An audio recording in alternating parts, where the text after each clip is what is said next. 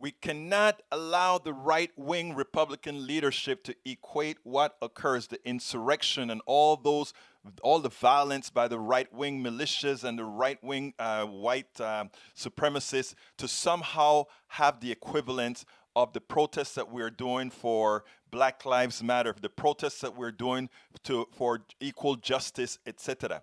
We cannot allow them to create that false equivalency. And what was so good was to see an entire panel on This Week stand up against that fallacy. Check this out. This was beauty in action. We have to have an insight into the truth before we get to reconciliation and healing.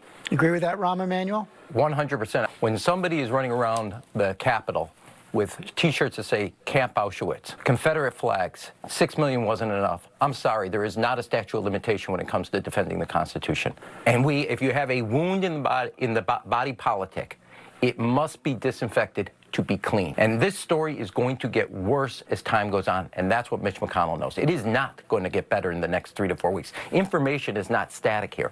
And you're going to find out that the President of the United States was more than just encouraging from the sidelines what happened here, and Republicans in Congress. And if we are going to move forward in some sense as a country, you must come to terms with a President of the United States who encouraged people who are walking around with T-shirts that said Camp Auschwitz, where one of the greatest horrors against humanity was committed. And I'm sorry, you can't have a process point which says, well, he's out of office. To the Democrats, I would argue it's not just about the conviction. It's about focusing that he can never run again for office, and that is because of what he done, and he has to both be morally judged and then politically and legally judged. And that could be a resolution on the 14th Amendment. Chris Christie, it does seem like more and more Senate Republicans are coalescing around a process argument that it's not constitutional to try a former president. Is that enough of an exit ramp? Well, we're going to see, George, based upon some of what Rob just said, depending upon how the facts. Again, I go back to let's see what the facts are. But what we also need to remember here, too, and this is going to be the challenge for President Biden in terms of bringing the country together. All the things that Rob just said are absolutely right in terms of what happened up on Capitol Hill. It's inexcusable. I said that it was impeachable, and that these things are just wrong. But also, the violence that's happening in other parts of the country are wrong too, George. And the president needs to speak out about both. You can't just continue to talk about what happened on Capitol Hill, which deserves to be spoken about, and all the facts need to come out, and those that are responsible need to be held responsible criminally and politically. But so does the violence that's happening in other parts of the country as well, George. And we cannot allow that to be two different standards. And so one of the challenges for the president is going to be for him to speak very clearly when there are other violent acts that continue to go on in the country, and to be able to say that's wrong too. Peaceful protest is one thing. Violence that destroys lives, destroys property, and destroys the peaceful enjoyment of our country is also wrong, just as wrong as what happened on Capitol Hill on January 6th. What I would say here, first of all, the president has spoken that there's no place for violence.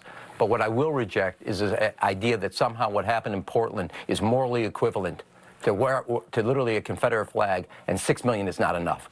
One is defending the Constitution and the country and the organizing principles and values of this country, and also prosecuting people who created property crimes. And if you draw moral equivalence, you're morally lost. Margaret? One of the things I'm looking forward to in the Biden era is the cessation of the whataboutism that we were so addicted to in the Trump era. Well, if they're doing this, what about this? You know what? Let's not do whatabouts. Let's separate them.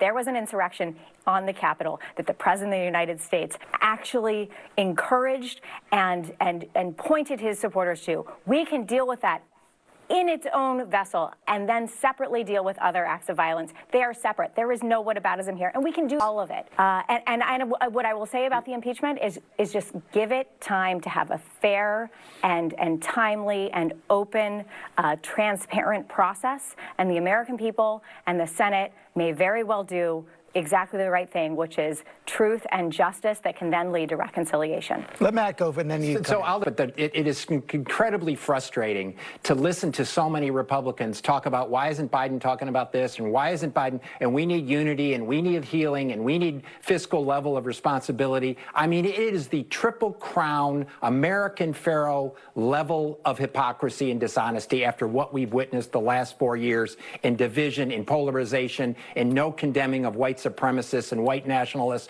throughout many Republicans who enabled this. So just give me a break about calling Joe Biden out for any of this right now because of what happened over the last 4 years. Give me a break about what you saw Donald Trump doing. When he incited people to do all kinds of stuff throughout this country throughout his 4 years.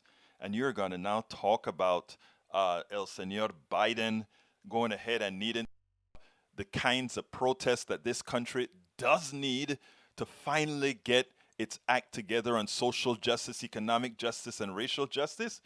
As he said, give me a break. We spend a lot of time deconstructing the news, trying to parse it into a form that everybody can understand. We try to find those little nitpicks where it flies above the fray, etc. If you really like these videos that we do, I want to ask a big favor. Please go ahead, number one, subscribe to our channel, and number two, please join if you can. Thank you so kindly for watching. Keep watching. Please remember to share. We must populate the entire internet with our progressive message, a message that we know is what most Americans say that they want. So help us, please join.